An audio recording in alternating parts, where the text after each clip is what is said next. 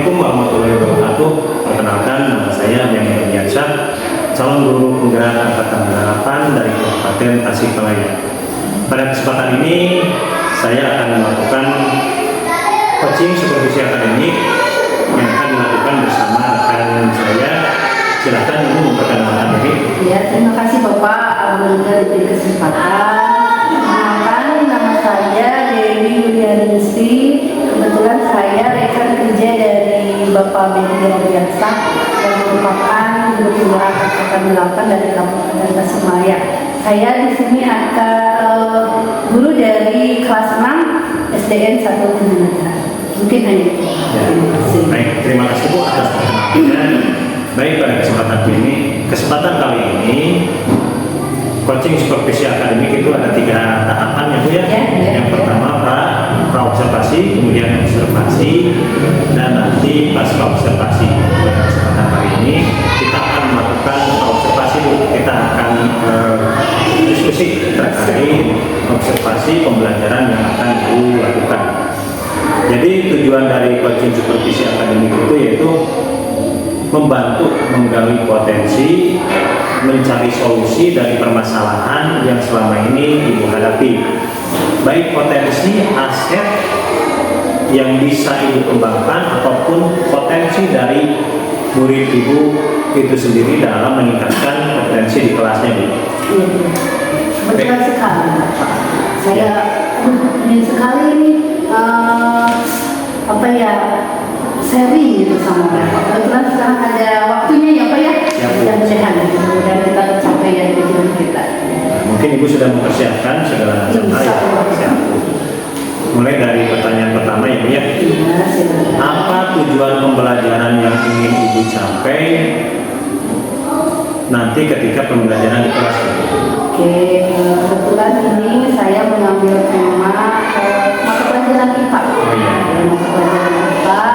Adapun tujuan pembelajaran yang ingin saya capai nanti ya di kelas ada 2, yaitu yang pertama melalui kegiatan mengamati gambar, video, dan lingkungan sekitar, nanti murid mampu mengidentifikasi dan mengelompokkan cara perkembangbiakan hewan. Ya, di sini ada kita klasifikasi yang titipan dan titipan.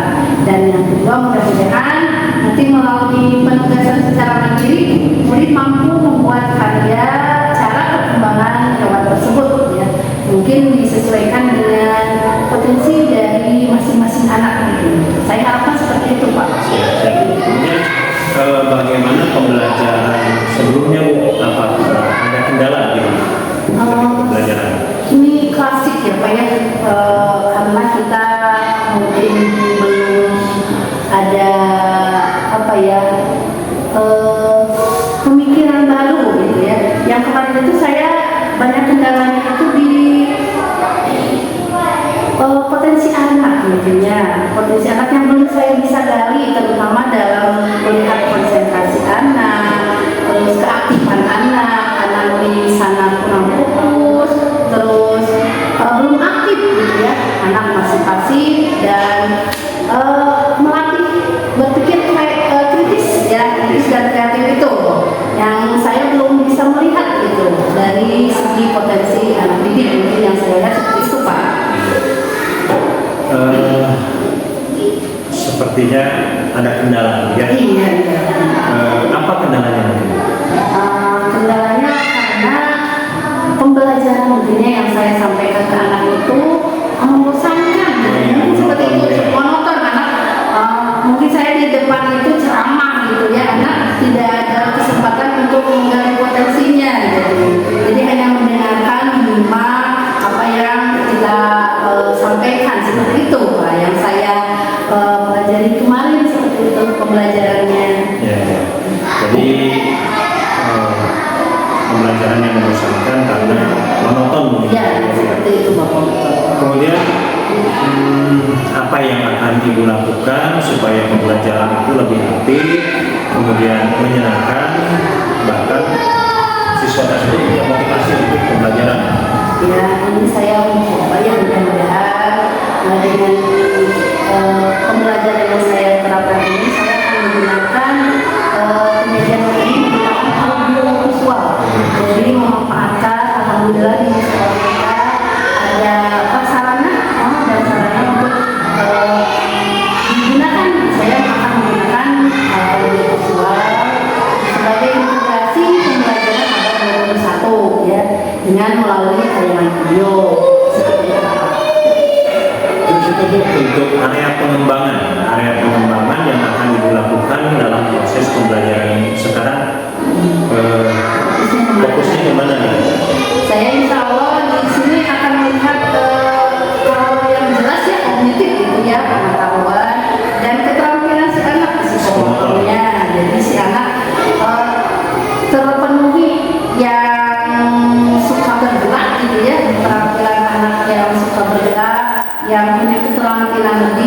Nah, di sini saya akan mengembangkan area pembelajaran di kognitif dan psikomotor dengan menyajikan materi yang menarik buat anak sehingga anak akan fokus dan paham. Nah, juga saya akan membagikan KPD yang menarik buat anak seperti itu. Kemudian untuk rencana aksi nyata supaya pembelajaran itu maksimal, apa nih tindakan atau rancangan yang sudah Ibu persiapkan dalam pembelajaran nanti? Seperti apa, Pak? Mungkin saya di sini siapan yang pertama tidak akan semudah yang hanya kita sampaikan dan pembelajaran yang bisa aman gitu ya. Jadi di sini akan memanfaat seperti tadi Pak, insya Allah laptop, terus ada proyektor. Kalau tidak ada proyektor kita kan punya smartboard yang itu kita manfaatkan seperti itu. Jadi nanti anak akan, kan sekarang zaman milenial ya, zaman serba digital, jadi anak akan lebih mudah untuk melihat, oh ini video mah ada kebiasaan saya sehari-hari nih. Nah, jadi mungkin akan lebih mengenal anak-anak, kita akan masuk ke dunianya anak-anak gitu, seperti itu Pak. Jadi nanti juga saya akan menggunakan pembelajaran PJBL, jadi nanti anak akan mendatang ya, dan melalui kebiasaan mandiri itu. Dan nanti ada juga kelompok, setelah itu ada presentasi untuk melihat apa ya, kemampuan diri anak, ya keingintahuan anak, terus keberanian anak, yang seperti itu Pak, yang akan saya laksanakan, itu aksi yang akan saya laksanakan seperti itu. Nah, supaya pembelajaran itu lebih interaktif, bagaimana teknis di lapangan nanti ketika pembelajaran? Insya Allah di samping tadi ya ada video pembelajaran, nanti juga saya akan menyajikan KPD yang cukup menarik ya. Jadi KPD-nya tidak ada gambar-gambar lah yang anak mengenali, ditambah gambar bukan hanya teks gitu ya. Jadi itu yang akan saya insya Allah direncanakan, dan ada diskusi interaktif di dalam kelompok. Jadi anak nanti dilatih untuk mengeluarkan pendapatnya di kelompoknya masing-masing. Jadi berkontribusi anak. Nah, ya semuanya toh bisa ngomong baru bisa satu kata, ada yang 2 kata, 3 kata, tapi terpenuhi ya kebutuhan anak untuk belajar secara kelompok. Mungkin seperti itu Bapak. Siap. Kemudian apakah sudah ada gambaran nih keberhasilan yang ingin Ibu capai dari keaktifan siswa dengan berpikir kritis yang tadi Ibu sampaikan di awal, Pak? Ya, saya harapkan yang pertama paling tidak anak itu berani berbicara. Karena biasanya ada rasa sungkan, takut, dengan seperti itu, terus anak ada diskusi, minimal diskusi dulu di kelompoknya, mereka bisa berbicara di kelompoknya. Nanti setelah itu kan mereka berpikir kritis ya. Kalau sudah ada pembicaraan, berpikir kritis, nanti juga ada presentasi. Nah, di presentasi itu nanti mereka akan melihat saya tadi di diskusi saya di kelompok saya, nanti akan di kelas. Nah, akan lebih meningkat gitu. Seperti itu Bapak yang saya harapkan. Anak paling tidak bisa berbicara, berani berbicara. Udah sekarang bentuk tanggung jawab Ibu apa nih, komitmen yang bisa Ibu buat dari rancangan yang sudah Ibu persiapkan dan diungkapkan tadi? Saya berharap sih anak bisa aktif, semua anak aktif, karena hanya sebagian anak yang aktif dan berani. Mudah-mudahan dengan pembelajaran seperti ini semua anak aktif, terus bisa berpikir kritis dengan adanya diskusi interaktif ya antar kelompok mereka bersama teman-temannya. Juga insya Allah mudah-mudahan PJBL ini akan konsisten dilakukan ya, pembelajaran PJBL ini, dan mudah-mudahan secara diskusi kelompok gitu, secara interaktif bisa menjadi potensi anak sehingga mereka terangsang atau terstimulus ya, anak lebih berani lagi dalam berpendapat. Seperti itu Bapak. Ya, Bu. Untuk itu kira-kira dalam pelaksanaannya nanti Bu, apakah Ibu bekerja dengan sendirinya mulai dari planning, kemudian apakah berkolaborasi juga dengan rekan sejawat yang lain yang ada di sekolah? Ya, sepertinya saya harus berkolaborasi dengan teman sejawat. Paling tidak mereka menyediakan sarana dan prasarana yang akan saya butuhkan ya, termasuk nanti penampilan proyektor ataupun smart board ya. Nah, seperti itu mungkin akan saya berkolaborasi dengan teman sejawat ataupun berkolaborasi dengan murid ya, seperti itu. Harus melibatkan banyak pihak Ya, seperti itu, betul Bapak. Kira-kira nih pelaksanaan pembelajaran untuk bisa saya observasi itu kapan? Bisa besok atau lusa? Boleh Bapak, sekarang boleh ya. Sekarang insya Allah anak kemarin saya sudah, kan kita sudah ngobrol beberapa lama ya untuk melaksanakan ini, dan kapanpun lagi kita siap, dan insya Allah sekarang kita siap untuk melaksanakan observasi kita ya, karena saya juga sudah ingin melihat bagaimana reaksi anak-anak di pembelajaran yang berbeda dari yang kemarin-kemarin. Memang komunikasi kita sudah dari hari, dan saya percaya Ibu sudah mempersiapkan segala halnya. Baik Bu, nanti saya akan observasi dan melihat pembelajaran secara langsung. Semoga Ibu diberikan kelancaran yang sesuai harapan dan tujuan pembelajaran itu sendiri. Nah, dari obrolan tadi, apa yang Ibu dapatkan selama kita berdiskusi beberapa menit ini? Saya jadi semangat gitu ya. Jadi ada teman untuk sharing gitu ya. Saya punya kendala, ternyata saya bisa menggali juga ya dari kendala itu. Saya yang bisa menyelesaikannya. Dari obrolan tadi, alhamdulillah ada pencerahan, ada pemikiran yang baru, sehingga mudah-mudahan apa ya kendala yang saya hadapi selama pembelajaran ini, karena tadi ada proses obrolan kita ya, mudah-mudahan nanti kedepannya kita bisa melaksanakan pembelajaran yang fokus pada murid gitu. Jadi anak tidak akan merasa bosan, malah menyenangkan gitu. Jadi sekolah itu benar-benar rumah kedua bagi aman, nyaman buat mereka, seperti itu. Ya, baik Bu, ternyata obrolan kita, diskusi kita sangat bermanfaat. Kemudian solusi pun Ibu dapatkan sendiri. Yang paling saya apresiasi bagaimana Ibu bisa memaksimalkan potensi aset yang ada pada diri Ibu sendiri, kekuatan yang ada pada Ibu sendiri, dan aset yang ada pada siswa serta aset yang ada di sekolah. Mungkin itu saya sudah tidak sabar bagaimana pembelajaran itu berlangsung. Mudah-mudahan nanti siang kita bisa melakukan observasi. Siap. Terima kasih Bu waktunya. Assalamualaikum warahmatullahi wabarakatuh. Waalaikumsalam warahmatullahi wabarakatuh. Oke.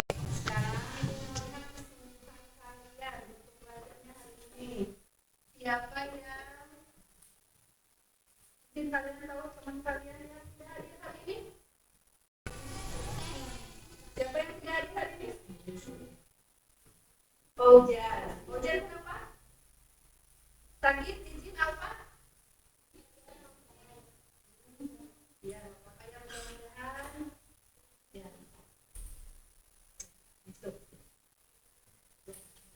Itu langsung siap. Oke, Randi dari mana Ran? Ya. Sekarang sudah siap belajar ya? Semuanya siap belajar? Siap. Baik.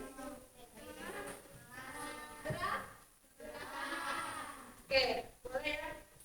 Tadi kita sudah mendengar teman kita ada yang tidak hadir hari ini. Kita doakan dimanapun dia berada, apapun keadaannya, ada yang keadaan baik-baik saja. Amin. Oke, ada tadi kita sudah berdoa belum ya? Oke, kita berdoa dulu ya. Silakan Haikal. Mulai.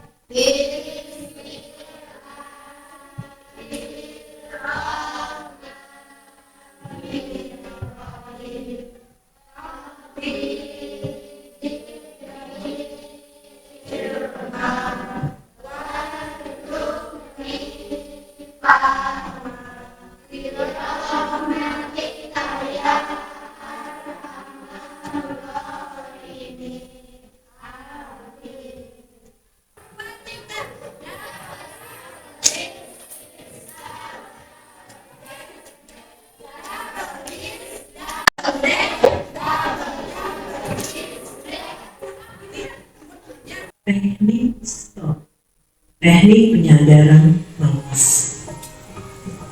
Stop, berhenti. Hentikan apapun yang sedang Anda lakukan.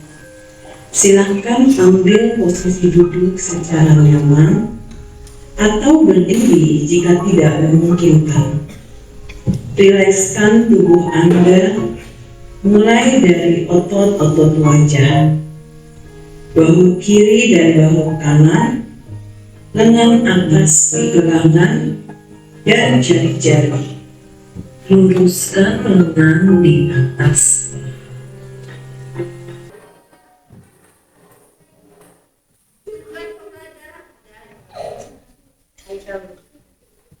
Ada beberapa tujuan pembelajaran yang akan kita pelajari hari ini. Sebelumnya Ibu mau tanya dulu, kemarin kita sudah mempelajari tentang apa? Ada perkembangbiakan di hewan. Apa?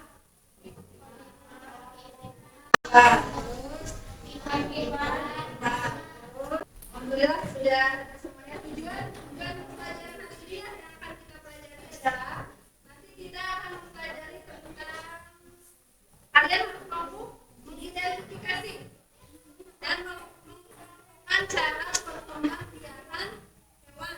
Coba kita lihat di buku paket kita ya, kita mempunyai ini memanfaatkan buku paket kita di halaman berapa? Nah, oke, 65 ya. Bahan ajar yang akan kita pelajari adalah tentang perkembangbiakan hewan. Bu akan memperlihatkan di sini ada video. Kita nonton dulu boleh?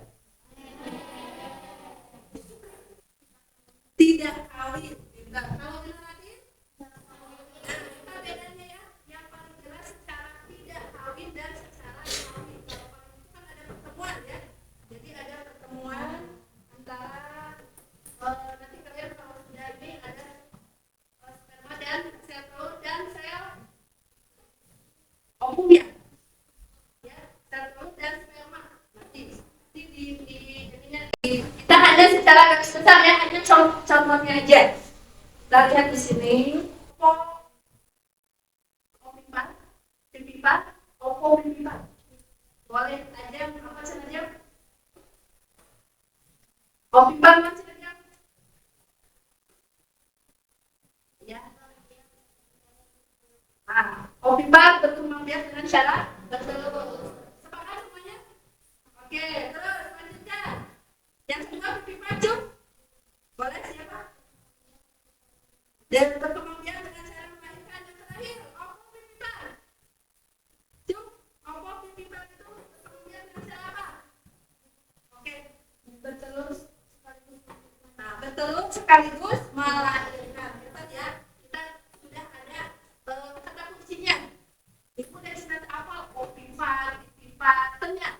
Kalau di bahasa Inggris mah ovipa itu namanya tadi bertelur. Ya, nanti hewan yang berkembang biaknya dengan cara bertelur yang seperti apa? Pipipa. Melahirkan ovopipa. Bertelur sekaligus melahirkan. Kemudian dan warna ini sedikit ya, tapi ibu tidak akan membahas ini. Kita akan coba sekilas saja ya yang vegetatif. Jadi, perkembangbiakan hewan secara vegetatif ini hanya melibatkan satu individu saja, teman-teman. Sedangkan perkembangbiakan secara generatif, perkembangbiakan ini diawali oleh perkembangan selodapan dan juga selobatinan. Dengan kata lain, perkembangbiakan hewan secara generatif merupakan perkembangbiakan hewan dengan cara perkawinan. Oke anak-anak, sama halnya dengan tumbuhan. Ini lembar kerja di secara kelompok. Nanti kalian mengelompokkan di sini ada hewan-hewan mana yang termasuk. Di sini ada beranak, bertelur, beranak dan bertelur. Tadi kalian lihat di sini di samping ini ya beranak bertelur, ovipa, pipipa, ovipipana dan jangan ya seperti itu. Ini kelompok satu nanti ditulis kelompok satu namanya siapa? Baca dulu. Iya, saya. Belajar. Iya, mau coba. Hewan, kucing, sapi, ya. pipa, ular, pokok pipa, orang yang benar-benar dari suka. Jadi kalian bebas karena ini lumayan tugasnya.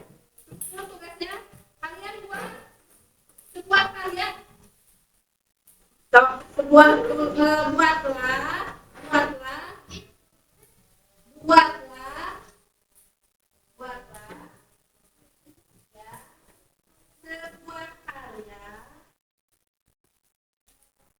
Oke, buatlah sebuah karya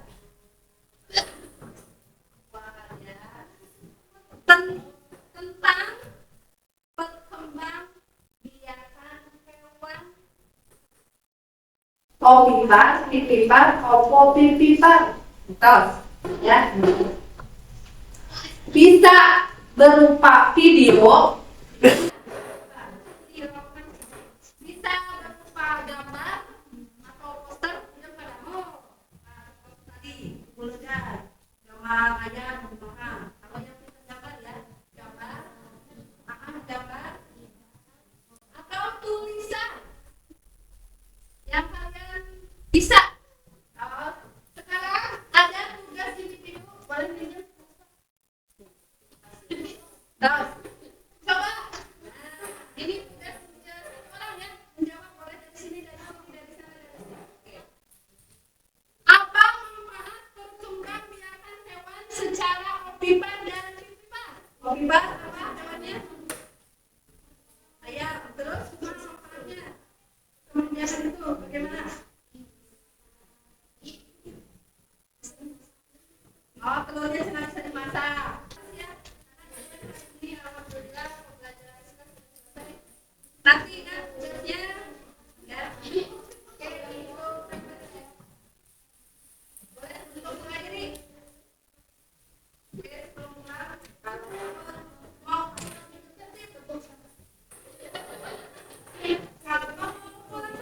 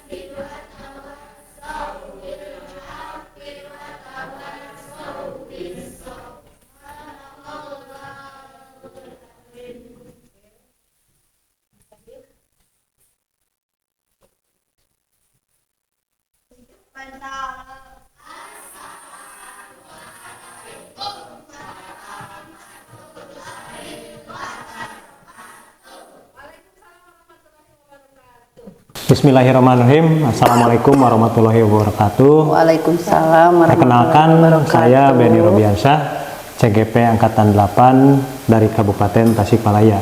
Pada kesempatan kali ini saya akan melakukan pasca observasi. Alhamdulillah saya didampingi oleh Ibu pengajar praktik, Ibu Elis Listia SPD. Terima kasih Bu atas kehadirannya. Sama-sama, Pak. Yang kedua ada rekan sejawat kami Ibu Dewi Yulianingsih yang merupakan sumber observasi dalam supervisi akademik pada kesempatan kali ini. Yang pertama mungkin tujuan dari supervisi ini apa mungkin Bu menurut Ibu? Supervisi ya Pak ya, kemarin setelah saya dengan Bapak sharing, terus ada coaching juga yang sebelum observasi, terus kita melaksanakan observasi. Supervisi ini saya rasa sangat penting ya. Pertama saya bisa menggali kompetensi saya, potensi Ya. saya sampai sejauh mana gitu dalam pembelajaran selama ini. Terus yang kedua, alhamdulillah ini dijadikan perbaikan gitu Pak, perbaikan untuk pembelajaran berikutnya, untuk kegiatan berikutnya seperti apa. Seolah-olah seperti ini loh Pak, diingatkan kembali. Iya, Ya kadang betul, kita lalai gitu, atau kita enak-enak aja, padahal ada sesuatu yang harus kita perbaiki. Seperti itu Bapak, introspeksi diri lah Siap, intinya, betul. koreksi diri. Reflektif ya Bu ya. Nah seperti itu Bapak. Baik Ibu, setelah kemarin kita melakukan praobservasi, kemudian sudah melakukan observasi. Nah sekarang kita waktunya untuk pasca observasi Bu. Iya. Ini ditunggu-tunggu sekali Bapak. Saya Tujuan. banyak ingin curhat semua Siap. ini. Tujuan dari pasca observasi kali ini apa ini Bu? Tujuan dari ini saya ingin melihat ya setelah kita ngobrol sekarang, apa ya, ada perbaikan nanti ke depannya setelah kemarin kita melaksanakan beberapa kegiatan. Saya ingin perbaikan untuk kegiatan yang berikutnya, sehingga potensi dari saya juga nanti si anak didik, peserta didik dapat lebih meningkat seperti itu Bapak. Siap Bu. Terima kasih Bu. Kemudian perasaan nih, perasaan Ibu setelah melakukan observasi Bu, observasi kemarin Bu, bagaimana perasaannya? Perasaannya walaupun awal-awalnya ya Pak ya, persiapan dengan persiapan yang begitu ya kita teh matang gitu ya. Ternyata pembelajaran itu harus seperti itu gitu, dilakukan seperti itu. Alhamdulillah saya merasa sangat senang gitu Pak setelah observasi. Ternyata tidak tidak se ekstrim gitu. Kadang kita kan kalau udah melihat oh ada supervisi, ada observasi, seolah-olah kita menjadi sesuatu yang harus didikte gitu. Ternyata enggak gitu, enak-enak aja, asik, malah tergali potensi diri, potensi dari peserta didiknya juga. Seperti itu Bapak yang saya rasakan. Proses dari observasi itu yang saya tangkap Ibu bisa menggali potensi. Seperti itu. Ya. Terima kasih Bu. Kemudian ketika dalam melakukan hal tersebut Ibu, apakah ada hal yang sudah baik atau ada yang kurang atau yang perlu ditingkatkan dalam proses pembelajaran kemarin Bu? Yang kemarin saya rasa ada peningkatan dalam pembelajaran sosial emosional anak-anak, karena waktu itu kita ada teknik stop. Ternyata anak jadi tahu oh saya seperti apa gitu, belajar mengerti, mengetahui diri sendiri gitu. Itu biar anak-anak belajarnya bukan dari orang lain gitu, jadi belajarnya dari dorongan diri sendiri, motivasi dari diri sendiri. Mungkin dari sana sudah mulai diterapkan PSE. Yang kemarin-kemarin kan kita tidak tahu, cukup kita menilai pengetahuan anak. Sekarang ternyata PSE sangat penting, seperti itu ya, pembelajaran sosial emosional. Cuma yang kemarin saya rasa kurang itu dalam waktu, alokasi waktu gitu ya. Pengelolaan manajemen waktu, manajemen waktu di kelas seperti itu Bapak, yang saya rasa masih perlu perbaikan. Itu yang saya rasakan Bapak. Ya berarti yang Ibu mulai ada peningkatan menjadi sebuah prestasi tersendiri ketika Ibu bisa memberikan pembelajaran sosial emosional terhadap anak. Betul sekali Bapak itu. Kemudian apabila misalkan dimasukkan ke dalam skala nih Bu, pembelajaran Ibu sebelumnya, kemudian dengan observasi yang kemarin itu sudah masuk skala berapa Bu? Saya pede ya Pak ya. Di skala 8 mungkin ya Pak ya. Alhamdulillah dengan percaya diri lah gitu ya, saya di 8. Mudah-mudahan si anak pun sama gitu, merasakan ada peningkatan untuk penggalian kompetensi mereka gitu. Kebutuhan belajar mereka terpenuhi dengan pembelajaran yang seperti kemarin. Walaupun ya sempurnanya 10 gitu, tapi 8 juga itu sudah penghargaan prestasi yang tinggi menurut saya, seperti itu Bapak. Saya percaya sama Ibu karena Ibu merupakan dari alumni guru penggerak juga angkatan 6. bagaimana Ibu menguasai PSE, kemudian bagaimana Ibu menguasai berdiferensiasi terhadap pelayanan peserta didik, dan adakah hal yang perlu ditingkatkan, Bu? Yang perlu ditingkatkan dalam pelayanan terhadap peserta didik? Ini seperti tadi ya, karena fokusnya kita di PSE dan anak ini hal yang baru buat mereka. Jadi di sini saya harus meningkatkan keterampilan sosial pada peserta didik gitu ya. Terutama misalnya dalam kegiatan berdiskusi. Kadang ada beberapa anak yang masih belum berani gitu. Terus dalam kegiatan presentasinya juga sosial emosionalnya mungkin di sana keterampilan berelasi gitu, memanage dirinya sendiri gitu, ada manajemen sosialnya, seperti itu Bapak, yang saya rasa harus ditingkatkan untuk mereka peserta didik yang saya hadapi, seperti itu. Kemudian pada ini Bu, pada yang tadi berdiferensiasi Bu. Iya. Dalam berdiferensiasi, apa yang perlu Ibu tingkatkan dalam pembelajaran berdiferensiasi terhadap anak? Tadi ya, di samping PSE, saya juga berarti harus melihat kemarin kompetensi anak yang berbeda-beda, terus kebutuhan belajar anak yang berbeda-beda. Saya merasa, kita harus menerapkan pembelajaran berdiferensiasi. Kemarin saya sudah mencoba untuk diferensiasi yang proses ya. Ada terus diferensiasi isi juga di sana. Ada konten juga, terus produk ya, dari penugasan secara mandiri dengan beda-beda bagaimana kebutuhan anak. Ada yang penugasan bisa secara menggunakan video gitu, ada yang poster, terus ada yang tulisan sesuai dengan kemampuan anak. Mungkin kebutuhannya di skala itu gitu, di skala untuk produk yang saya kemarin terapkan, seperti itu Bapak. Jadi Ibu ketika Ibu ingin mengcover kebutuhan murid sesuai dengan bakat minat, Ibu memfasilitasi murid dengan berbagai media, seperti itu Bapak, yang kemarin Ibu sajikan terhadap anak. Nah Bu, ketika dalam proses pembelajaran PSE dan diferensiasi, kapan Ibu melaksanakannya itu Bu? Saya membuat rancangan dulu ya Pak, membuat rancangan pembelajaran, kemudian untuk pembelajaran sosial emosional itu disisipkan di awal pembelajaran, seperti kemarin ya, teknik stop, terus ada juga dalam kegiatan inti, bisa juga karena kemarin kan ada keterampilan berelasi di mana anak berkumpul, berdiskusi, presentasi, nah seperti itu. Jadi disisipkan di awal, di tengah juga dan di akhir refleksi gitu, refleksi diri untuk melihat sampai sejauh mana gitu keberhasilan dari pembelajaran yang saya terapkan, seperti itu Bapak. Next mungkin Bu, menurut Ibu apa yang akan Ibu kembangkan kembali setelah hasil observasi kemarin Bu?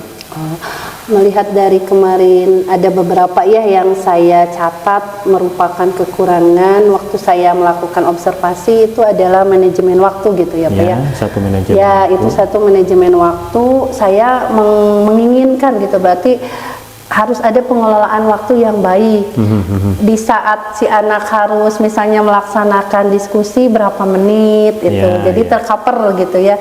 Terus si anak melaksanakan kegiatan yang lainnya, jadi kita tidak terbawa dengan situasi anak yang bebas gitu. Jadi kita punya waktu jadwal seperti itu, skala waktunya itu yang saya lihat. Jadi tidak banyak waktu terbuang sia-sia gitu. Jadi berapa menit, nah ada waktunya. Itu yang pertama.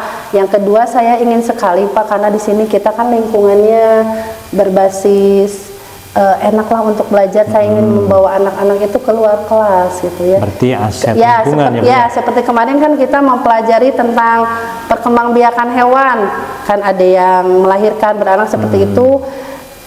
Sangat senang kalau misalnya anak-anak dibawa ke lingkungan sekitar kita, melihat ada enggak yang bisa mereka lihat gitu secara wujud konkretnya. Misalnya ada ayam kayak gimana gitu, betul tidak gitu. Terus mereka bisa melihat atau menceritakan mereka pernah tidak dia melihat gitu si misalnya ayam bertelur benar gitu, seperti itu Pak. Jadi si anak dibawa ke dunianya mereka, ke dunia nyatanya mereka, dibawa ke kelas. Kalau tidak malah kita yang keluar kelas, seperti itu Bapak yang saya harapkan. Jadi anaknya tidak boring lah hanya di kelas terus hanya materi teori gitu.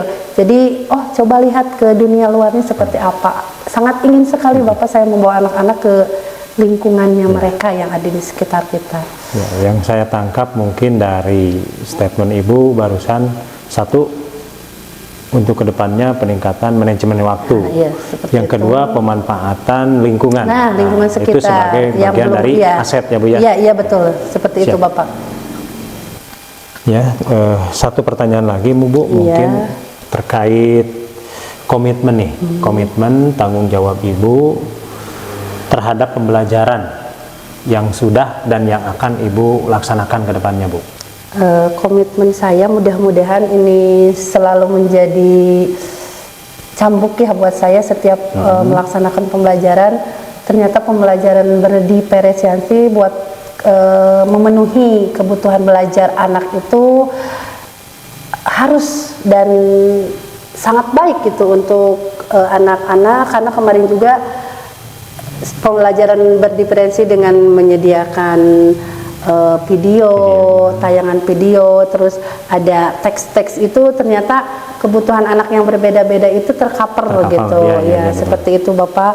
Terus untuk pembelajaran sosial emosional saya mengharapkan siswa jadi belajar niat dari diri sendiri, jadi motivasi intrinsiknya yang keluar, bukan dari lingkungan, bukan dari ekstrinsiknya gitu. Jadi timbul dari diri sendiri. Jadi mau diajak belajar di kondisi apapun, dalam ruangan apapun, mereka siap gitu. Saya mau belajar. Itu yang saya harapkan dari motivasi dari dirinya sendiri Bapak, seperti itu untuk sosial emosionalnya. Seperti itu Bapak. Itu mungkin beberapa pertanyaan yang saya ajukan. Mohon maaf apabila kita berdiskusi terus-menerus, karena ini merupakan bagian dari perbaikan kita terhadap pelayanan peserta didik mungkin.